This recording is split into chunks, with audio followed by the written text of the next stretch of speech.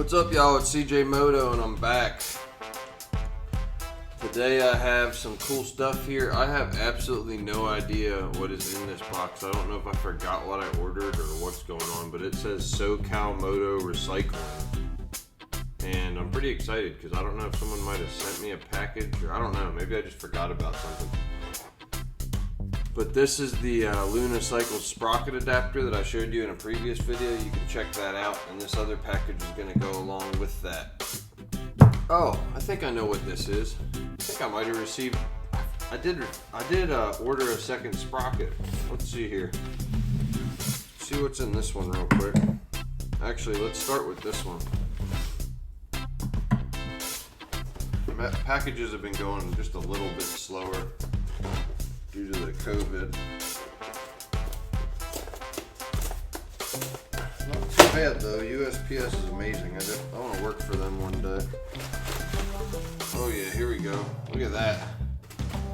Oh man, I'm gonna have a choice today to make. I might have to let y'all choose it for me. I might have to post this and wait a little. But here we have. This is beautiful. This was a deal right here. This is why this adapter was so important to get. Because now I can run any of these CR80 sprockets. So this is a sprocket, and it looks like it's been sitting in a shop for a long time, so I got a steal on it. It's a CR85 or CRF 150 56 tooth tag metal sprocket. And like I told y'all before, I can run anything from, I can run anything on this adapter from a CR80, 85, or 150. Oh, that thing's sweet. Look at that. That's beautiful. That's a 56 tooth right there. Ooh, that thing's pretty. And look at what I got that I haven't put on anything yet over here. I've got my DID non-O-ring gold chain ready to be cut. And the master links right here. Oh, that thing's nice. So yeah, I highly recommend Tag Metals. I heard about them back in the day when I raced. This was $25 on eBay, this sprocket. I think originally this sprocket was probably more like 50 or 60. So it's gonna fit hopefully right on here. There we go. Look at that. We're gonna take that back wheel off today and we're either gonna install this or this other sprocket. So this is more of a torquey sprocket. The larger you go on the back of the bike, the more torque you're gonna have and the less top speed. So it comes with a 48 tooth, which obviously that's not gonna fit for me at all anymore unless I take the adapter off, which is fine. I can do that if I want to, but I'm probably gonna buy a 57 tooth, or I'm sorry, a 47 tooth because it comes with a 48, and that's just a little bit slower than what the speedometer actually reads. So 47 would put me right on speed, but yeah, this 56 will give me a lot more top speed.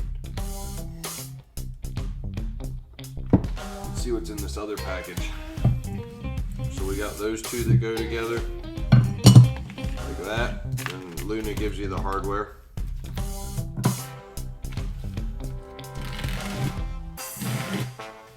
And then this package. This is beautiful. I had this custom cut just for me.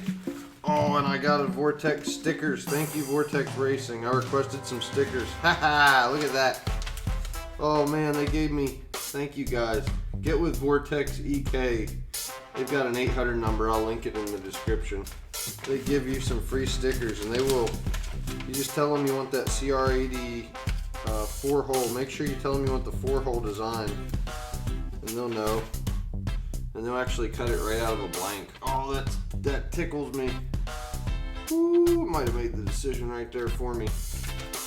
Give you a receipt. This sprocket was $51 plus shipping.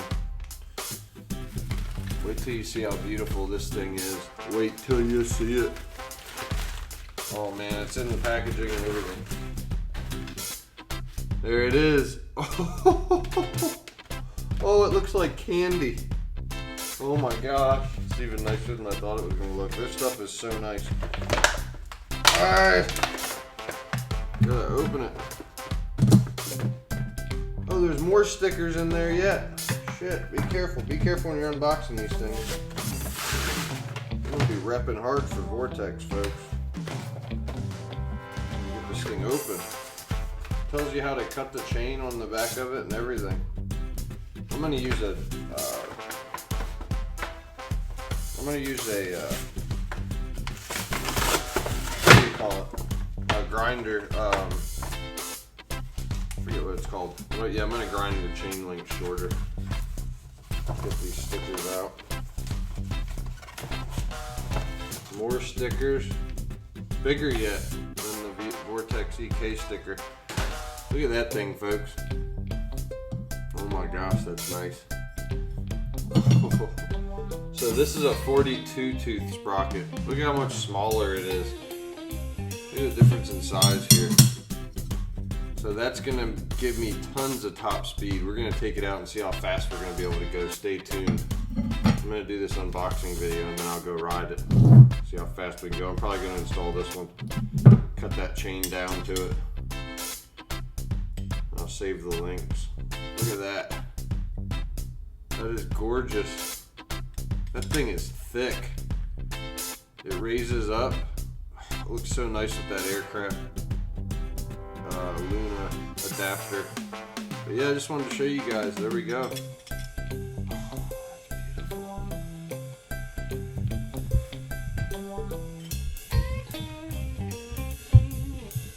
Look at that.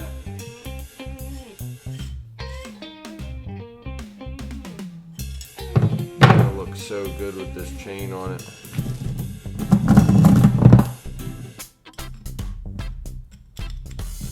$420 chain. There she is. Let's put her on the bike. See how it looks. Hope y'all enjoyed that little unboxing. Get yourself the adapter from Luna Cycles. Get yourself some CR80 sprockets. Get yourself going the speed you want. Another reason not to go with a belt kit in my mind.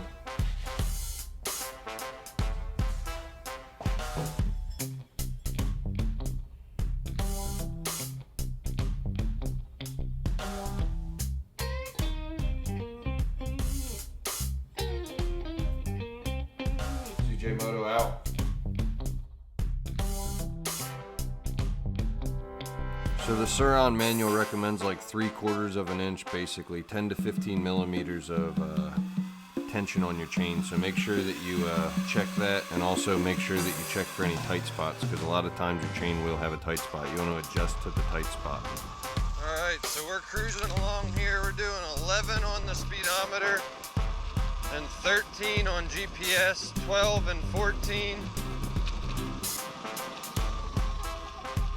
So yeah, it looks like right off the bat with the 42 tooth sprocket, we're looking at 2 miles an hour faster than what it's reading on the speedo, which is awesome.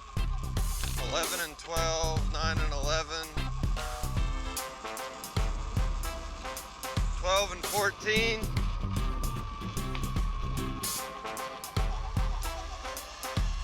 Eco mode did, I think, like, let's see here, 32 miles an hour. Let's see, this is real GPS speed. Yeah, there we go. 33 miles an hour in eco mode, and it's still going to read the same 31 on the tack, but it will do 33, and that's with the 42 tooth sprocket on there. So that was awesome news there. And then I got, when I put it into sport mode, I actually got 54 miles an hour in sport mode with the 42 tooth rear sprocket. And it felt really good. It still had plenty of wheelie power. Everything was good to go. It was actually almost felt a little easier to do wheelies. It was a little less abrupt. The motor was continuously pulling on the top end, so like it is definitely working it a little bit harder, because when I switched later in the day, which I didn't get any footage yet, but I did switch later in the day to the 56 tooth sprocket, and I haven't put much time on that one, but it gets up to speed quick. Like, man, it's like instantaneous up to speed. But I bet you it probably, I haven't clocked it, but I'm thinking it does like maybe 45, something like that. Probably 10 miles an hour slower. We'll check that out today. We had a really nice ride. It was a good time. Nice little cruise. super hot here. One thing I learned is do not touch. My front brakes started to squeak a little bit, and I have those really nice top-end Shimano brake pads that I upgraded to. But man, do not touch that brake rotor. That thing gets hot. I mean, I'm talking hot like your skin will almost stick to it hot. And then it does cool down pretty quickly, but when you're on the brakes a lot, it gets hot. So if you want to keep your front brakes cooler, just use your left hand a little bit more. Use your rear brake a little bit more. Save those front brakes for real sticky situations.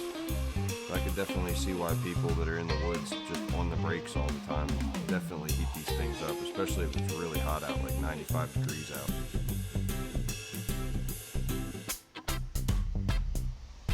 But yeah, everything was just hot. I mean, man, I checked the speed controller. It was warm to the touch. It wasn't hot by any means, and the motor was definitely pretty warm, but still not like burning me hot or anything like that. But like I said, the motor's definitely working a little bit harder. I think it's 42 feet. It's pulling that hauler gear.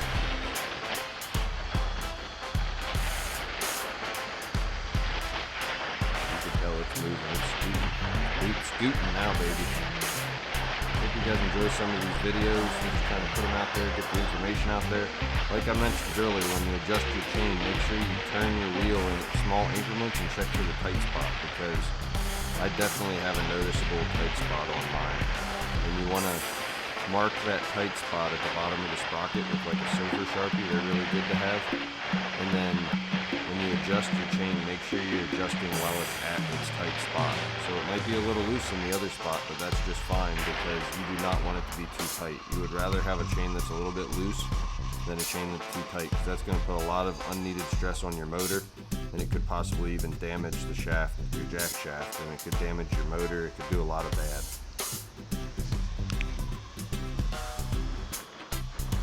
Anyhow, I'm going to get out of here and go do some more riding. You guys can stick around and watch the rest of this ride footage. I really enjoy you guys watching. Please check out my other videos. Check out the whole playlist. Watch them all. I would really appreciate it. Comment. I try to get back on the comments. I appreciate the positive feedback. I appreciate any feedback. You guys have an awesome day. I'm out of here. I'm going to go ride.